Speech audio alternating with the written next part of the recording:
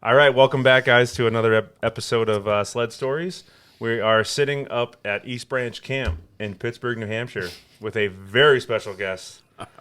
My dad, Big Ron, is on with us tonight. Glad to be here. We're really happy. This was something that we've talked about since we started this. We're going through everyone, and we're like, all right, we got to get so-and-so and so-and-so. And we're like, we got to get the Big Ron interview. Yeah. We got to get the Big Ron. Well, we definitely go back. Yeah.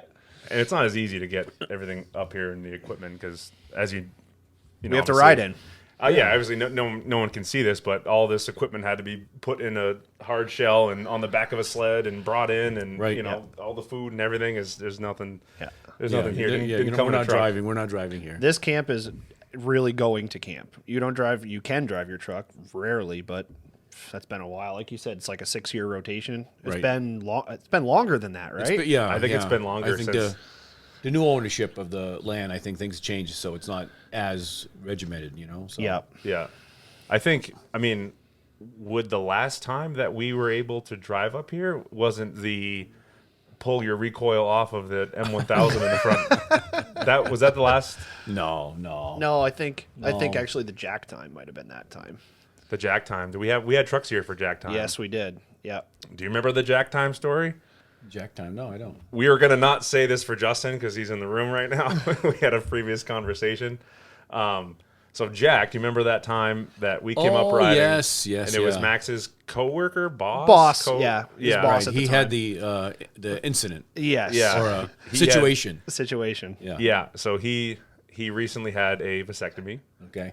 This was like 2 weeks before the. I thought it was closer than that. No, it wasn't. He had the vasectomy about 2 weeks before coming up here. Like it was one of those things that he was a coworker of mine, and he was a sled head, and you threaten got to get you out riding, got to get you up to camp, got to blah blah blah. And finally it came together, and he's like, yeah, I can definitely go, but it'll be 2 weeks after a vasectomy getting done.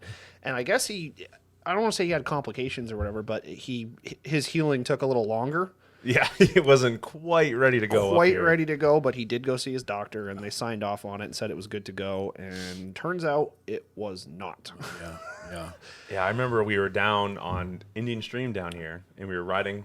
It was plowed. It was plowed, but we were riding up on that hillside, and remember him being like white as a ghost and being like, "Guys, I got to go back to camp." In pain, yeah. And we're like, "Well, what's going on, man?" And he's like, "What did he say?" He's like, "I don't want to go into details, but he's like, my ball looks like a grapefruit." Yeah. He goes, one of my testicles is the size of a grapefruit. Yeah. And we're like, oh.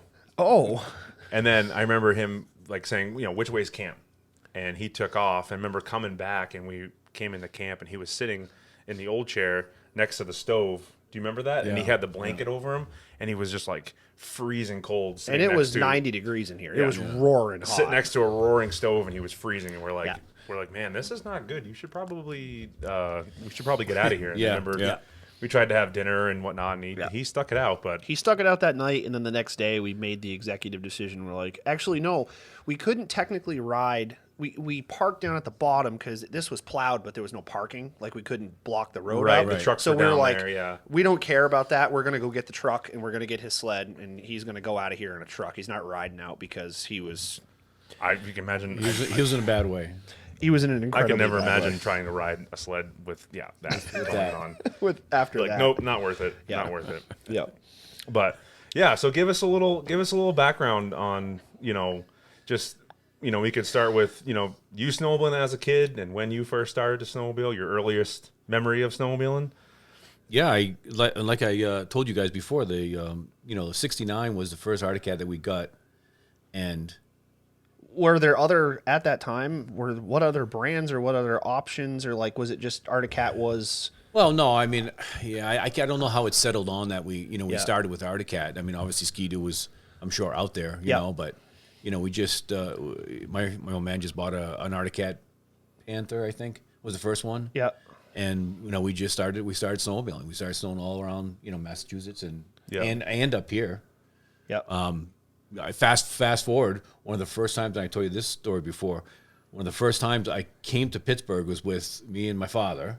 Yeah. No snow down in Mass. And then this is but this is maybe, I want to say 74.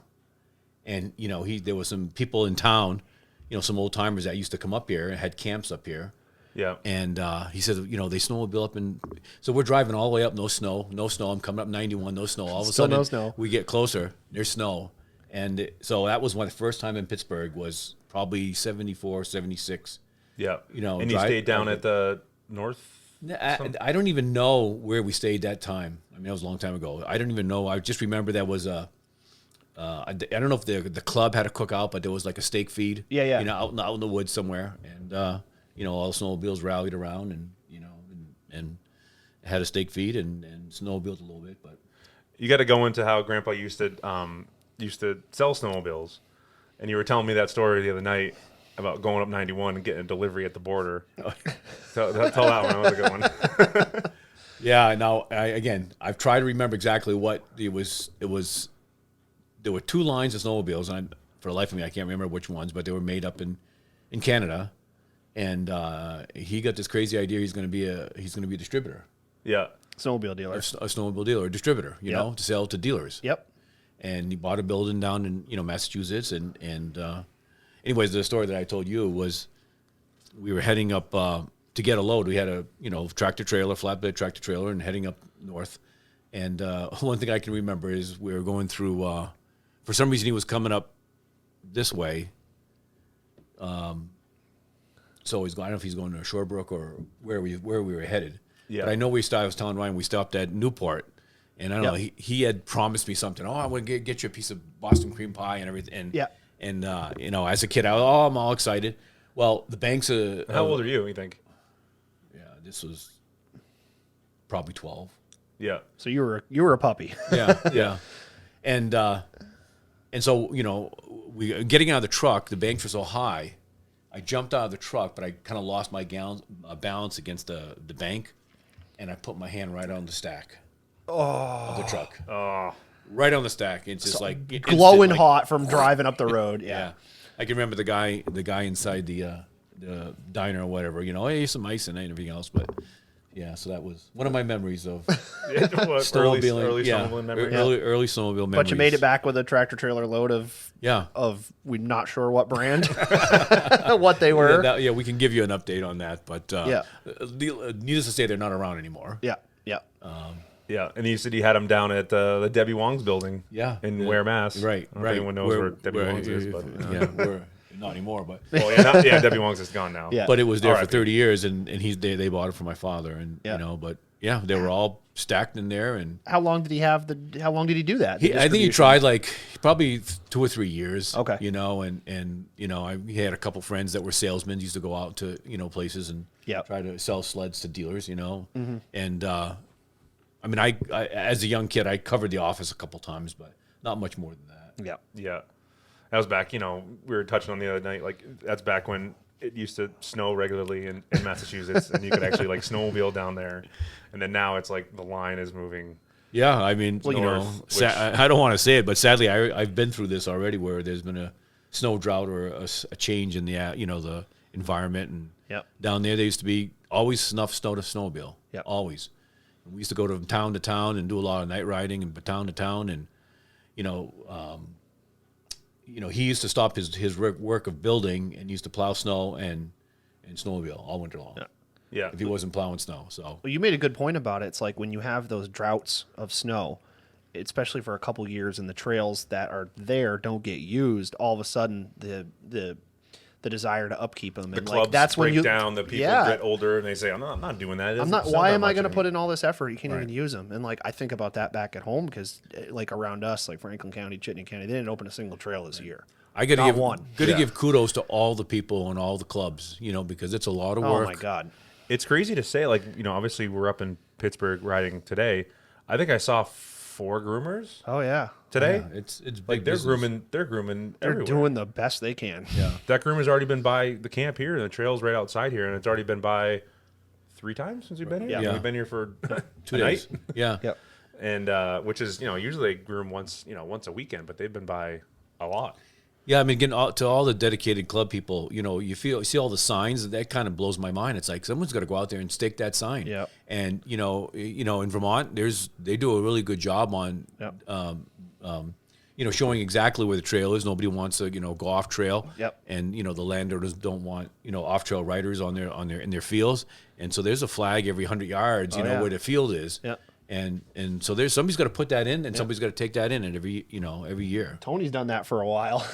He volunteers for his club and goes out and puts out signs and stuff like that, which is, it's awesome that he does it, but it's kind of thankless work, and it has to be done or else it doesn't happen. I just hope it's not lost, Well, then take it a step further. Look at all the washed out bridges and all the repair that has to happen there. Like that's the stuff that takes money and infrastructure, and it's not just pounding stakes in the ground. Right. All the trails up here, a theory is that they're closed from the storm from October, or when was that? October. That big the floods that came through. And right, because we didn't think we were going to make it here for hunting in November. Yeah. But they really got together and they got almost all the major.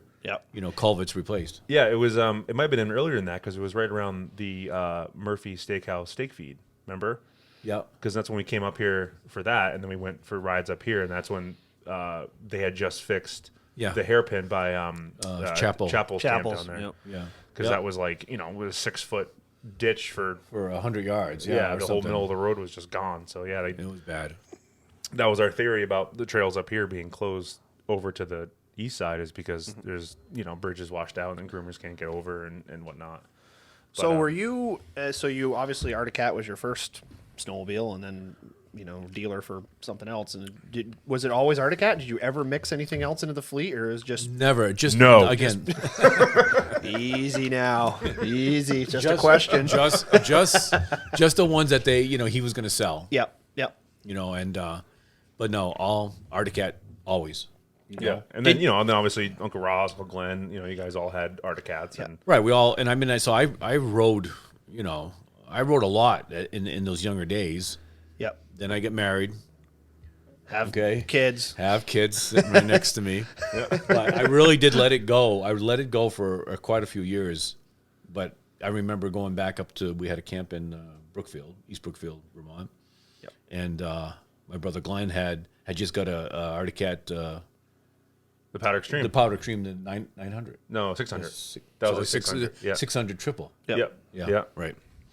Which is so much engine for a 600. Yeah. 600 triple. So much engine. I was listening to a Snow West thing the other day, and this was really fascinating. I didn't know this, is that they said, and they sounded like he was speaking from firsthand knowledge, that all the manufacturers actually got together and they collectively decided not to make triples anymore. Really? Yeah. So when the triples died, it was a collective decision amongst them all because it's just physically more material, and they were realizing the performance was available. You can get more out of less material. Yeah, right.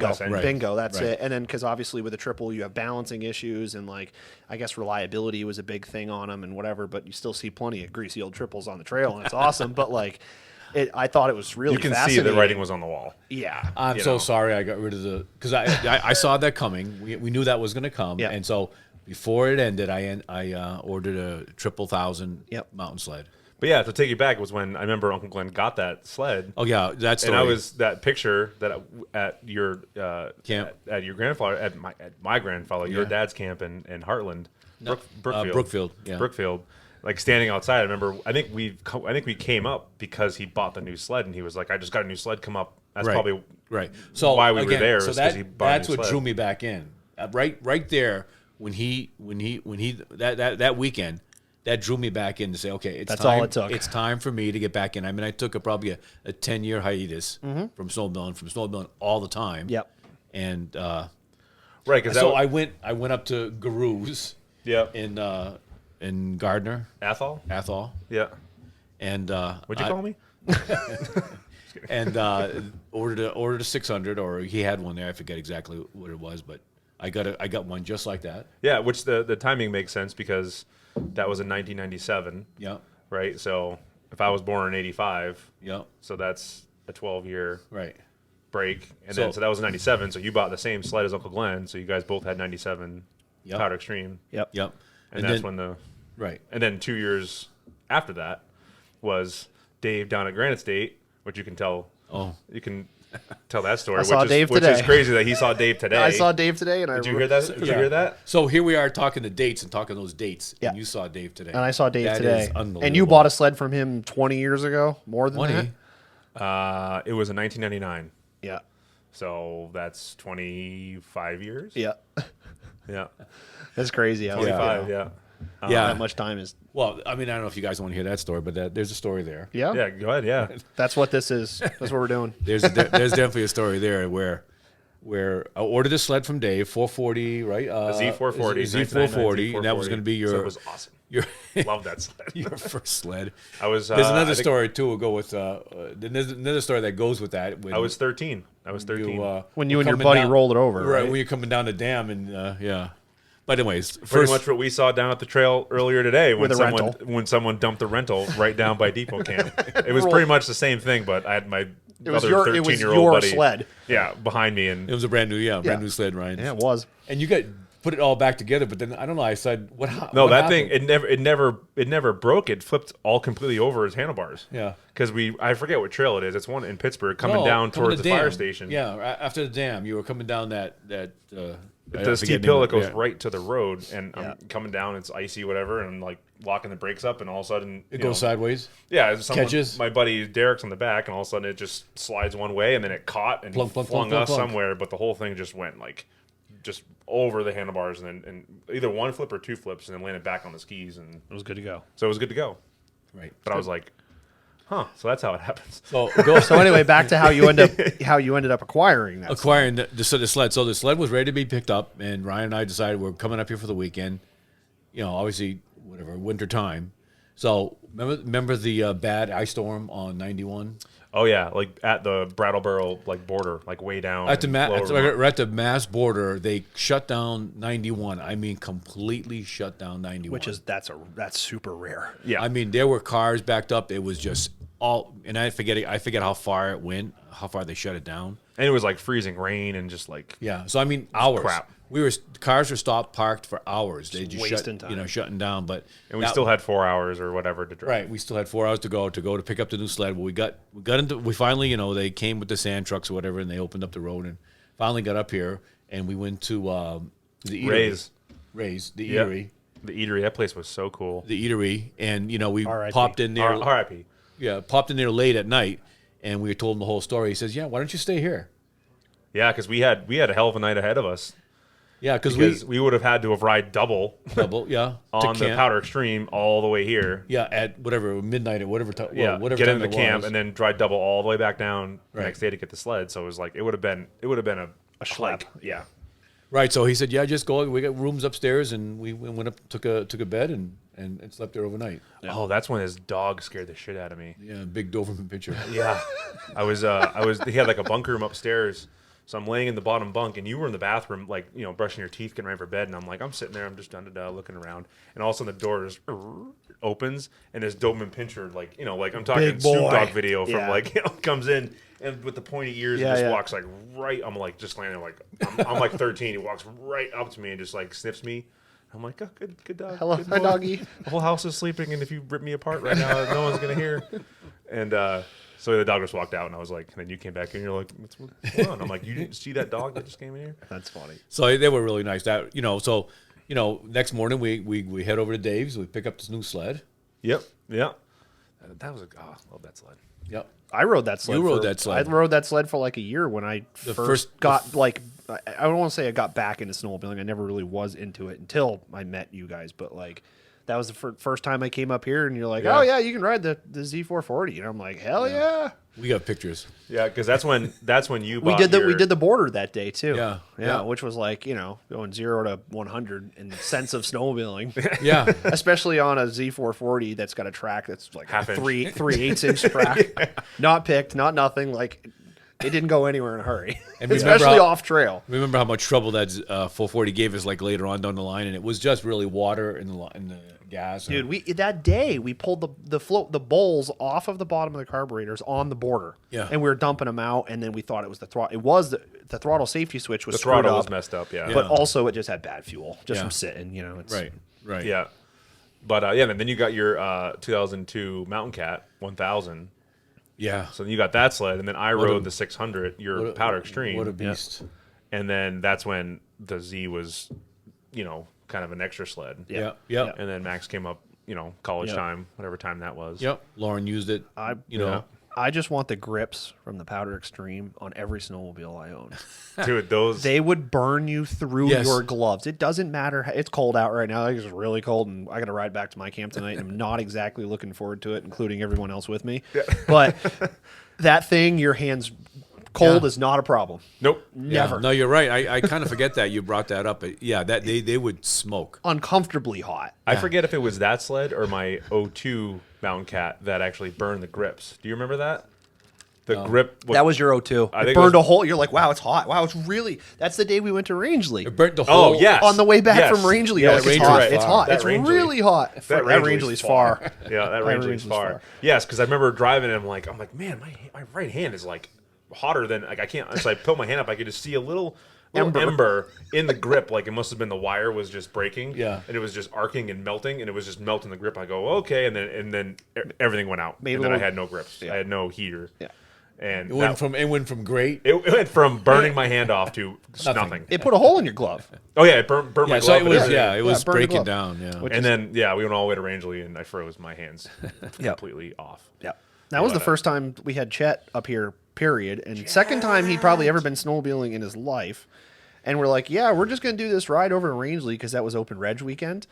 And so we did the ride to Rangeley, and we're like, it turned out to be way further than we anticipated. And it was we did really cold. We screwed up. We screwed up. we did that loop around We town went or something. instead of like getting on the lake and just buzzing across it. We went all the way around and like It it was cold. We wasted so much time. Yeah, Yeah.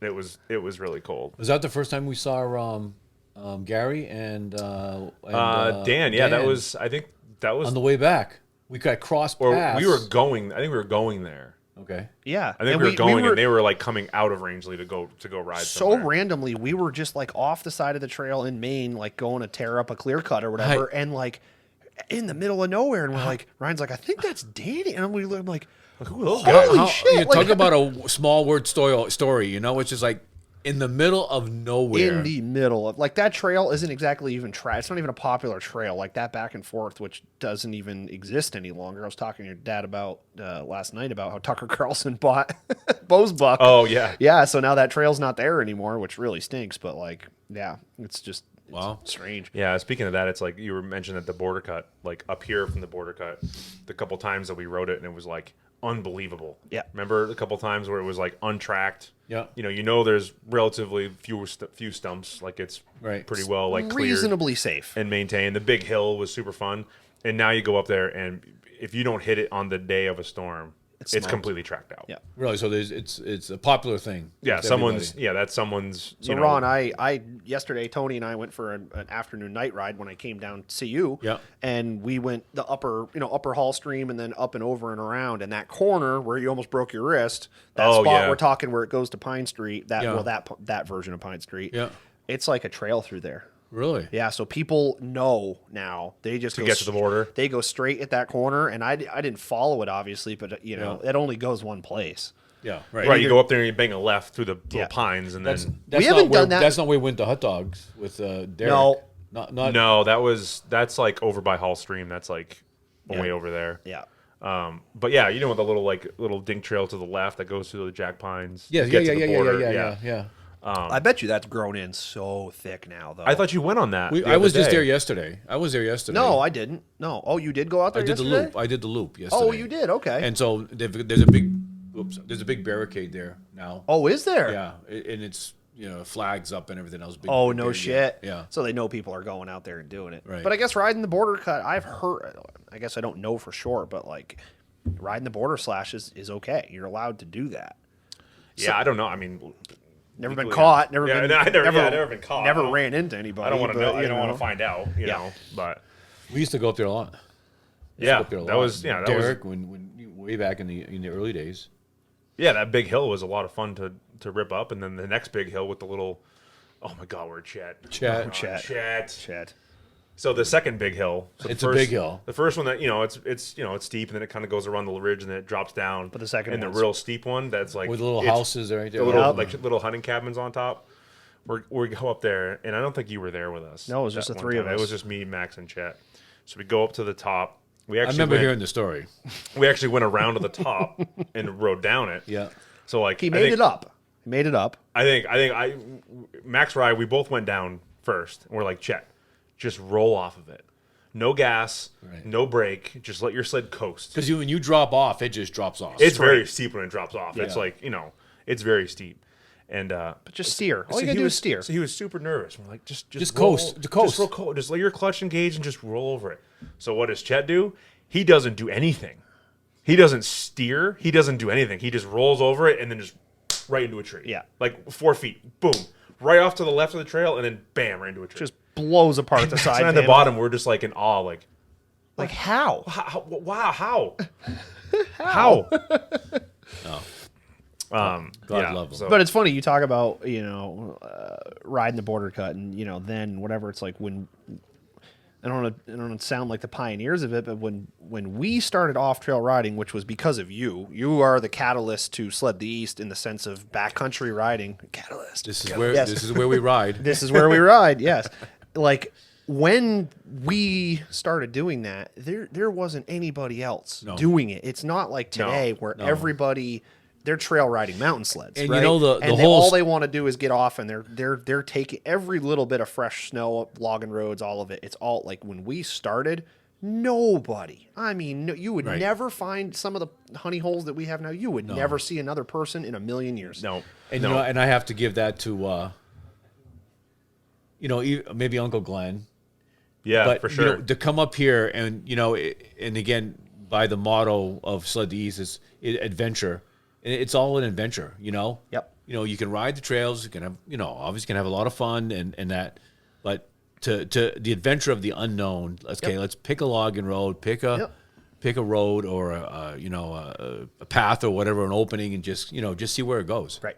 Right. Yep, and just follow to the end, and that looks like a cool little we're not gully malicious. We're not trying to damage anything. We just want to adventure. we never did. We never drove through like a fresh planting of pine trees, and it's like logging roads. Yeah, we would just carve and ride logging roads all day, and that was the coolest thing. We're driving a 500-pound machine, and they driving 6,000-pound machine going through it. With 4-inch chains on with them. With no snow, yeah, right? Exactly. Yeah, like I remember the first time I went to the bowl with Uncle Ross. Oh my God, the photo you have is like photo is gorgeous, and it's like that. Never again would you see that with no tracks on it. Yeah, yeah. Right. Remember that time we were like we're gonna go up to the we used to call it the slide. We're like, oh, let's go up to the slide. We should see it from the trail. We're like we gotta go find that. And so then remember, we like, did. Found that trail. We dinked around and found it, and broke trail all the way up to the opening of it. I remember. Oh yeah, I remember and it was going up there. untouched. And it's like you will. And if you hit a storm, which I mean, don't get me started on how storms. If once it was a good winter, if you hit a storm perfectly, you'd probably still see old tracks.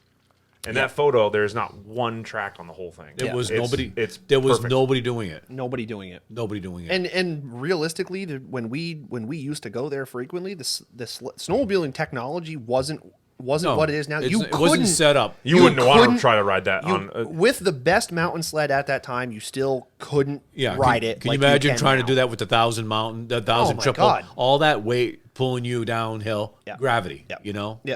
Yeah, we talked about that before, that a mountain sled was just a longer trail sled. It didn't have like different ergonomics in the sense of, being taller and tippier like and ski stance and all that stuff. It was just a big ass mountain trail sled. It's just they just put a longer track on it and a deeper lug, and we're like, oh, this is Powder Extreme. It's like it's a ZRT. Yeah. Yeah, right. It's a big ZRT. Transformation. That's with how it different colors and a longer track. It grew, But I remember Uncle Ross like climbing up the first time because we're all looking at it going, I don't know, and he was like, I'll try it, and he went on an F7, on his F7, on an F7, and he went right up and just he came all the way down. He did a perfect like loop circle thing and came back down, and we were like, oh my God, that's the craziest thing to ever happen. And like now, people are absolutely side hilling the whole thing. They're slaying the entire thing. Yeah, there's not a fresh patch of snow left on it when it actually has snow. Yeah. When we were trying to get him up here this weekend, I was like searching for photos, and I was trying to find that video because I wanted to like send it to him. Oh man, and I couldn't find it. I got to dig deep for that one. That's deep in the archives. That one's old. Yeah. But I should have brought my today riding. I'm saying, of course I have a big album of just snowmobiling. Yeah. And I should bring it up in the winter, or in the winter, so it's here. So everybody can take a look at it, and go back to some of the areas that just got logged.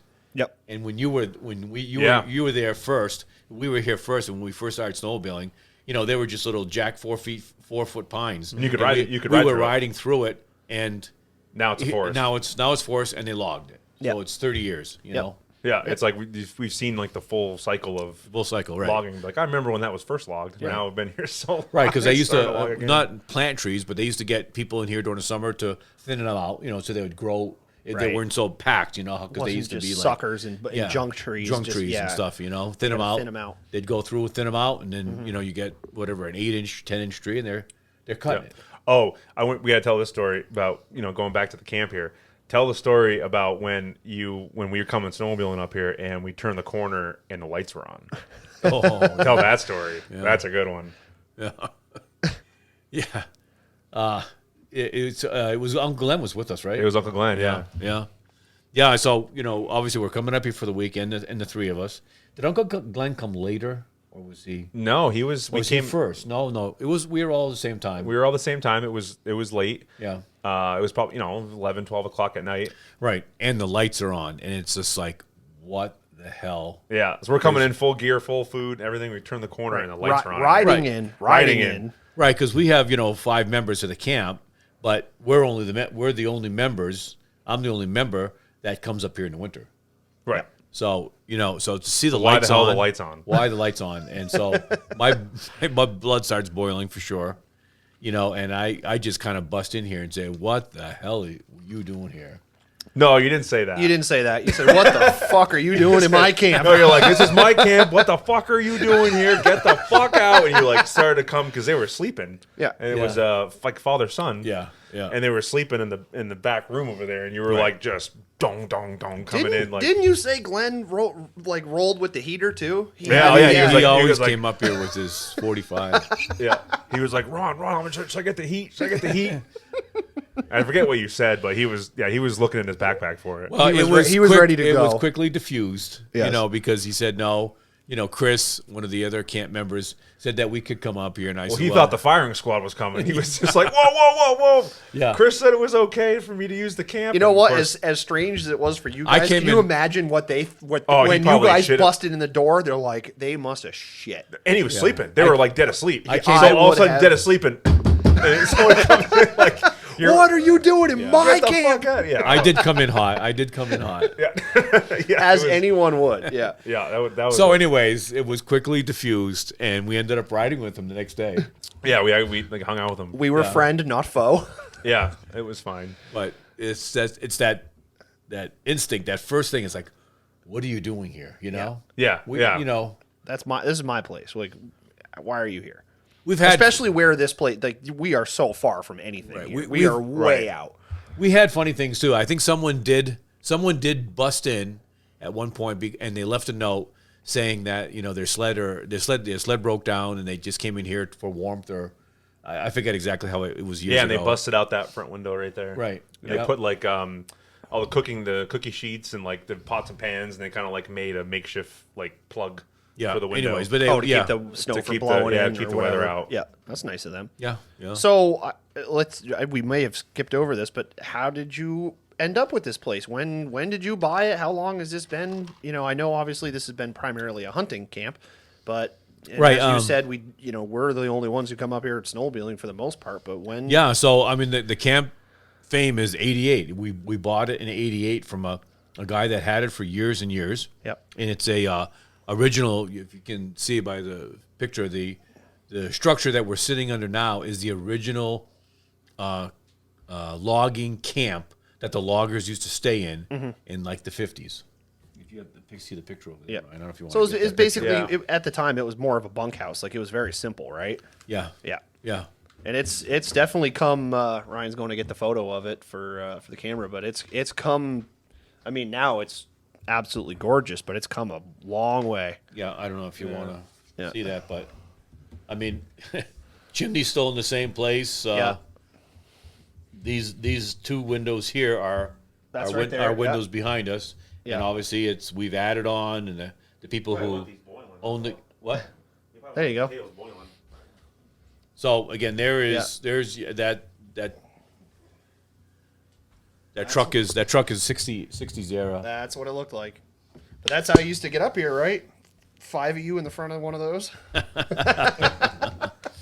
But anyways, that we got that picture just by a stroke of small world luck. Yep. That one of the camp members' father-in-law had owned the camp previously. So Right, like back in the early days, you wouldn't be able to sit right here because the original wall was right there. Here. So the kitchen was where we're sitting, and then this was a sink. This was a countertop right here. So it was only this big, and and the original door used to be next to the stove. Right. In that picture, you can see where the chimney is. It was a little like where Megan's sitting is kind of like a little breezeway screen porch. The base of the chimney is still the same, though, right? That's original. That's probably, obviously you've done the top a couple times, right? But that roof line down. In that picture that I showed you is probably the same. Could be even the same block. Yeah. That's amazing. it was That's outside so at cool. one point. Yeah. And it just kept getting added on, and then we got it and we Now added it's on inside. and did something and we spruced it up a little bit and made it a comfortable hunting snowmobile camp, getaway camp. Oh yeah. Yeah, I remember like we were just saying the other day. Like remember back in some years when the snow was so high on the porch, where you had to tunnel our way into the front of the door to get in. Yeah, with the combination of how much snow we used to get then and the snow off the roof, it was 3 or 4 feet. I remember we used to dive off the roof. Yeah. Like I remember doing it with Lauren one time. She was broke her neck, but like we were jumping off the roof, like literally swan diving into the snow. And it's been a couple years 3 or since you've 4 been able feet to of do snow, that. Yeah, I mean, there's been years where the picnic table by the fire pit out there Disappears. didn't see it. Yeah, it's gone. Right. You're absolutely right, Ryan. And Look I at mean, it now. Now you see it all the time. But there was years where you come in, it's like, oh, there's a little hump. I think that's where the table is. Yeah. You can see by the pictures too of all the hunting pictures, and those aren't obviously all of them, but 90% of the pictures got snow in them, and that's Some of that snow is better than the snow we're riding right now. Yeah. Unfortunately, and that's hunting season. Yeah. So. Yeah, it's just it's sad. Like even just walking, like just driving around today, it was like there's so many trails that are just gravel. Yeah. And it's February 24th. Well, let's all hope that it changes. It's cyclical and it comes around. It makes a cycle and comes back. And maybe the snow the West got last year, maybe that's destined for us. Or maybe this is like the top of the wave, and this is like the worst it'll get, and then the wave will break and we'll go into another. I really think that's what it's going to be, because it's like a slow progression to, as I don't want to say as bad as just low snow as it's this year. It's like it has to, the wave has to break, and I'm very optimistic that next year is going to be really good. Right, because like your comment about riding in back down to Western Mass, like is that the new norm for here? Right. And is this like I don't want to say it, but like I said, I lived that already. Right. Of like losing it. Yeah, losing an area and being like, and I lost it. Yeah. And again, I mean, you could probably ride Mass like the 1-2 storms they get here and be like, oh, we rode for a day and that's it. That's it. Yeah. And then that's what happens when I see, when we do get a storm and I'm, driving around the towns that, used to have snowmobilers, all of a sudden you can see a track here, a track there, and all of a sudden, people still have them. They still want to do it, but it doesn't last very long. No, it doesn't. Right. I mean, you go down to the parking lot now and it's, a lot of trucks from Connecticut and Mass and, it's a lot of, but it's just, yeah. So it's just sad that, areas like that are kind of going away. Right. Yeah. And we used to do long runs. We used to go, from Ware to Barry Dam is state forest, and there was a lot of land right there. We used to go all the way. We used to go like 2 or 3 towns. Yeah. Yeah. And again, back, again, this there's a whole chunk of stuff that I didn't tell you. Okay. Now's the time. I'm listening. Well, I don't know how much time we have, but there's a whole the chunk. potatoes weren't cooking. I just put them on. So we got time. Wait for the chops. But there's a whole chunk in between because we had the camp in Heartland before we had the camp in East Brookfield, Heartland, Vermont. And that I don't think I know that one. Did I ever go there? No, that was before your time. That was before I was married.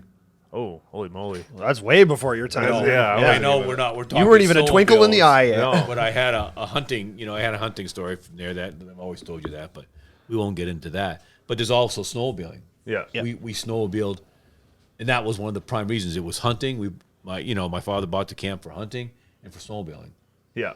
And just one thing I can remember about snowmobiling, and some of the Arctic riders will could appreciate this. The old time guys where, back then, the tracks had cleats on them, had horizontal. Yeah, they had bars, cleats, right? Yeah. Parts, like a U cleat. Yeah. And the whole cleat went across the whole 15 or 16 inch track. Yeah. And it was every 4 feet. And, I can remember in our garage, riveting them on, and that's great. It's great for ice, if you're going straight. But cornering must have been sketchy as hell. But if you start going sideways, yeah, you're shit out of luck. So was that? Was that studding for the time? Yeah, it was studding for the time, and then we did at the same time after that put studding on, like in between those tracks. In between, I remember a pyramid type of stud that we used to put on. So studs did come really quick. Yeah, but before studs, I'm at that camp. And I get going early in the morning, and there was a gentle sloping field right behind our house there in Heartland, and I get on there, and it was all crusted, or even maybe it was even ice. Yeah, I get on it. Well, that sled starts sliding sideways, and there is no stopping it. So I can only tell you that it is just like tumble, tumble, tumble, tumble. Yeah, and it's not the first time. Back then it happened all the time. Yeah, happened all the time. But that's just the evolution of. Yeah, like what year is that? You think? 70s. I had hunted for my first time there, so that was I was 15 probably, 14, 15. Yeah, so that's 70. Yeah, 70. That was earlier than that. So how long did he have that camp for? Did he sell that to get the Brookfield camp? Yeah, okay. 10 or 12 years. Yeah, we were there, and I had. Snowmobile. We were out snowmobiling one time, and we were going through this clear cut, heading over towards Quechee Gorge from Heartland, and it wasn't Quechee Gorge wasn't too far from where we were through the woods. Right. Yeah, as a crow flies, or right. Direct, so we were going through this logging area, and for some reason we stopped, and I think I heard something. There was a bunch of trees down. And we had stopped, and I think I heard something, and I go over and check it out, and it was a little baby button buck starving. Yeah. Oh, got just lost separated middle of the winter, and it was just trying to eat and right around trying to survive, And so it was just laying there, just like batting, whatever they do. Yeah, crying, And I did pick it up. I put it on my lap and on my snowmobile. Yeah. And drove back to the camp. No shit. Yeah. And what'd you do then? I tried to give it some like warm milk, Yeah. I forget how, and sadly it didn't make it. Oh, that's too bad. Didn't make it. It was It was already past. Yeah. It was already in starvation. Yeah. So. Speaking of past, you should tell a story about you smoking a beaver down on Indian Stream Road. That's not something I'm not proud about. Well, it's not like you did it intentionally. Yeah, I did not. I couldn't hit a beaver intentionally if my life depended on it.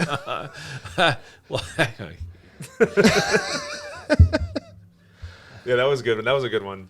Yeah. No, we were just going down to Tall Timber for dinner, and down East Branch, getting on.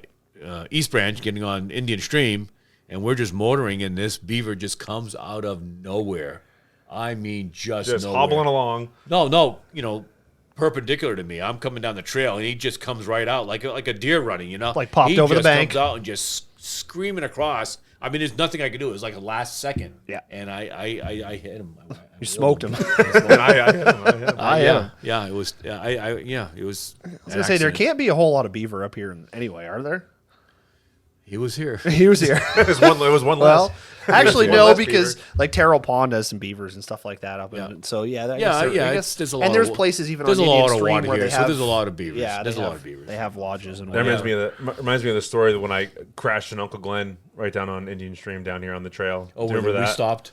Yeah, we come over that knoll all the time, and I think about that knoll all the time. Every single time I come over that knoll, I think about that because it's a knoll you can't see over. It's Blind Hill. It's that whole trail is long, straight, and fast. Except for that, like a couple parts at the hairpin at Chapels, and then that hill are the two like really dangerous parts of that trail. Mm-hmm.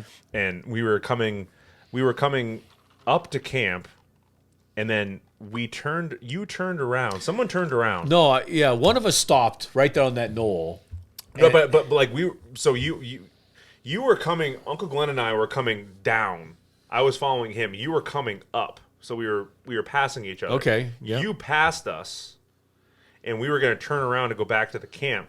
So Uncle Glenn power slid his sled to braking. You brake and skid. Yeah. So he skid his sled, but right on top of the knoll, on the backside of the knoll, slid perpendicular to the trail. So here I come, 13-year-old me, dun, dun, dun, dun, dun, over the hill, and I just see broadside sled, and I'm like, "Hope!" So I just locked it up, and I slid, and we hit shoulder to shoulder, and I flew over the hood, and the sled. Well, that's better than hitting him head on. If you didn't get it sideways, it probably would have been worse. You would have. Yeah, slid and then boom, and then we rolled down to the ditch and everything was fine. But that was knock on wood. I think that was my only sled on sled accident. Yeah.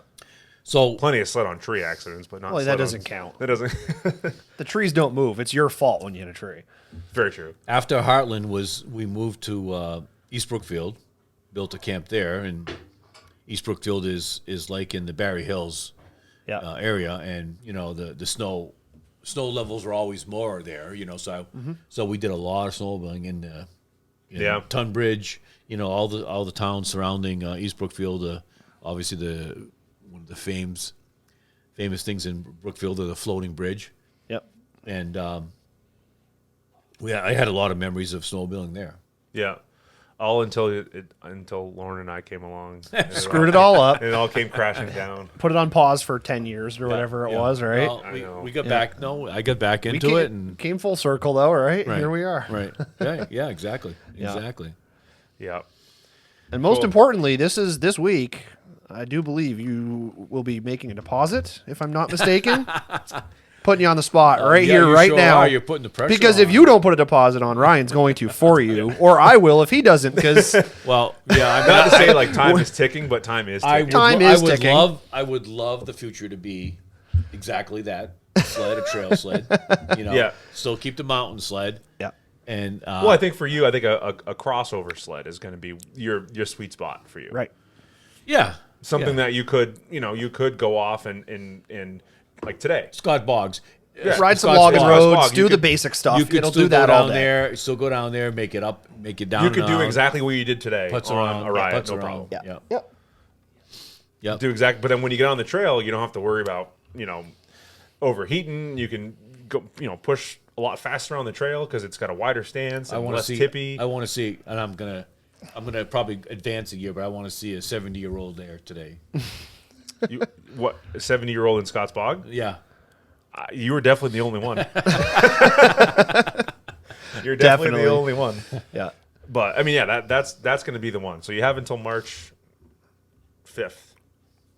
March 5th is when it closes. Yep. So I said, next week. That's a week. Ticking. That's a week. That's a week. I mean, father son new 858s, and it's pretty cool, right?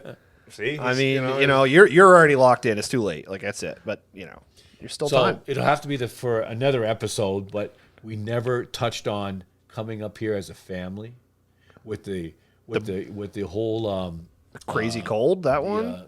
And Allison got frostbite, or no, the earlier one, like the birthdays. The birthdays in the dog sled. Yeah. The dog sled that I bought, then I fitted it with some a big box, whatever, and we used to put all the supplies in it. Oh, you tow it up? We towed it up. Oh, that's cool. Yeah, I still have it. Yeah.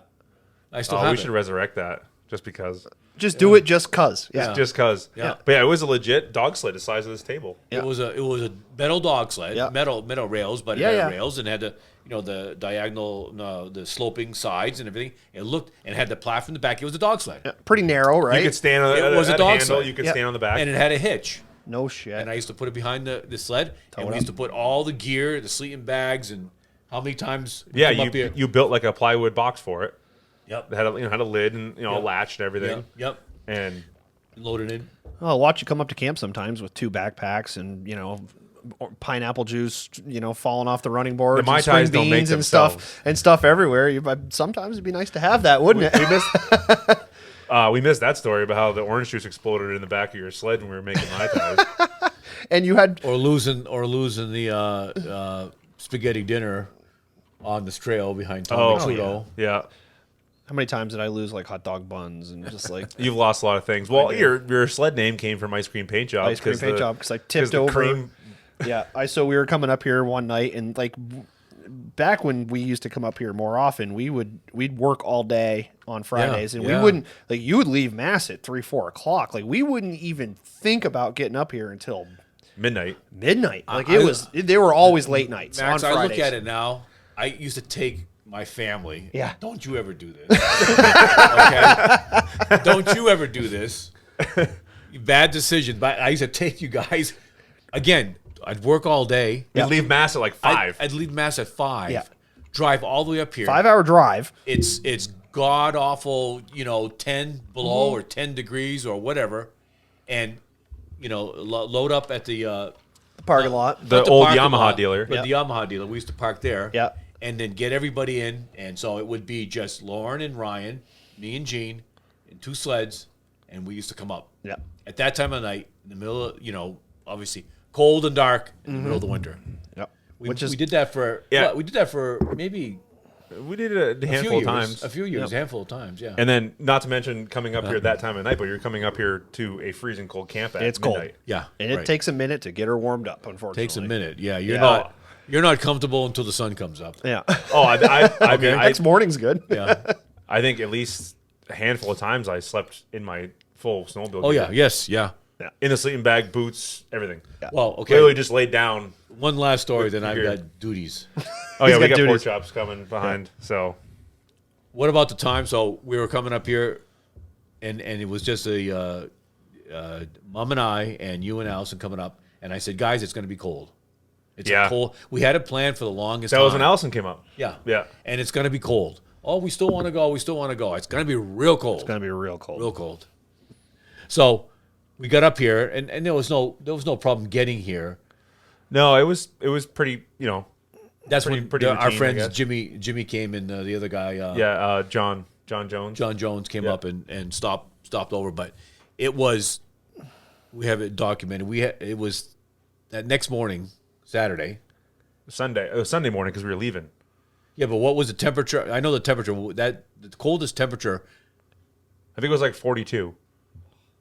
It was I thought it was below. it was 42, 38, or if I remember 38, but 42, 38 below. Still cold. No matter what. But we knew, all the nail heads in the camp, if you look at the floor, all the nail heads, like in the corners mostly, were all frosted. Yeah. We had brought rocks in. We had brought rocks in from outside to put them on the stove, to put them under the beds to keep the camp warm. We slid the table over next to the stove. They were night riding that. Yeah, night. and that was when Jimmy and John came out, kind of like you guys here tonight. Yeah. And they came over and it was like they stopped in all frosted. Yeah. And we were like, guys, stay here. And they were like, no, we're going back. And we had Yeah. and we don't know if we had dinner. Spaghetti or whatever. dinner. Yeah, we had spaghetti. Yeah. And those guys went back, and then the next morning we got up, and I think it was 42. Yeah. And we got up in the morning like 7 a.m. and it was like I remember the latch to open the camp door was like solid. Yeah, you had to take your slipper and Chip it bam, off. Bam, bam to like get it to open. Yeah.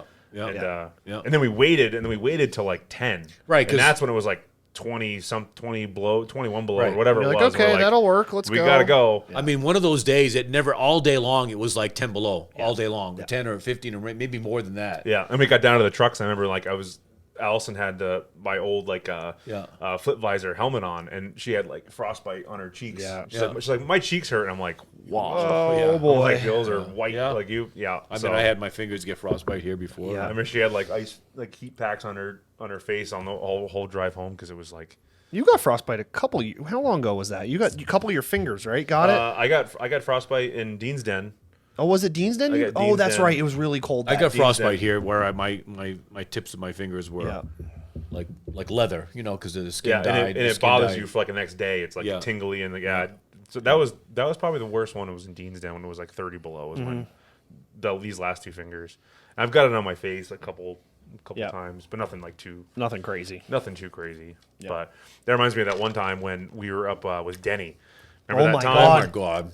We That were time all the we were- way into Maine. We were far over by I almost. thought we were like Hellbrook, like down Oh, south. we were there. over almost near Bosebuck. We were on that trail, okay. like we went That down must the be a different backside time. of Stubb, and we went over towards basically Bosebuck. We were riding that cut on the right, like at the border, and that's where we broke away from it. Maybe we were in Well, I thought tailgate we were- in the morning. Or we were something heading like that. back. Yeah, Because I remember I think maybe that was one of the times that we went over to the McGalloway. Yeah, And maybe we rode that because I remember my gloves were soaked. Yeah. Yeah, your leather gloves were Right, they were soaked, and the temperature dropped. It was like, dude, the bottom fell out. 25 or 28 during the day, and then the bottom fell out, and it just got freezing. Yeah. And that was the time he just decided he was going to take a little walkabout and go up into this side hill, and he disappeared. Yeah. Yeah, and we're like, but dude, then it's way too cold. And he was a guy, who rode alone. Yeah. But we caught back up with him, and he's like, all right, I'm heading back to my place, which is, it's not even Stewart's, it's south of that. It's like Colebrook or wherever. He's far down there. And he's like, I'm heading back by myself from here. Yeah, and you're like, dude, that's a really long hour, ride. a couple hours, yeah. That's an hour if you're screwing. And it was getting dark, and it was dark. It was like 10 below. I remember that time. No, it was when we got here back to the camp, it was negative 21. I remember that. Yeah. That's what remember the old deer, the couple deer thermometer on the front was. Yeah. That's what it was reading. So I remember your gloves. You opened the pipes up and you put your glove right in the pipe, and it was like, and they're just. Yeah. I mean, that only works for a minute though. They were like hard, they were frozen, and my fingers were in there. Right, when they're wet, it doesn't matter because as soon as you try driving again. I mean, I think it's one of the times my tips of my fingers got frostbite. Powder Extreme would have been nice to have then. Yeah, the Powder Extreme would have burnt your hands. Oh, it would have. Your hands we could that Powder Extreme and more stories are for next time. Yeah, but all right, cool. But we should. Oh shit. We gotta go. The potatoes are boiling. Yeah, yeah, we gotta have some dinner. So Ron, this is, thank you. Thanks, Pop. I think this should be part 1. I think we should do a part 2 sometime. We got a part 5 at least. We got more in us. There's more gas in the tank. Yeah. All right. Have a good night.